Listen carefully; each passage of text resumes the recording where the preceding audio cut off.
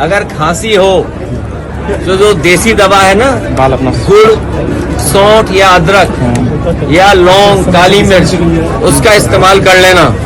लेकिन बीजेपी की सरकार में ये जो आ रही है कफ सिरप, इससे बचना। इसलिए बचना कि कुछ लोग इसमें मुनाफा कमा रहे हैं। अभी तो स्कीम चल रही थी 1 डिस्ट्रिक्ट 1 माफिया। ये ODOP नहीं है, ODOM है ये, 1 डिस्ट्रिक्ट 1 माफिया।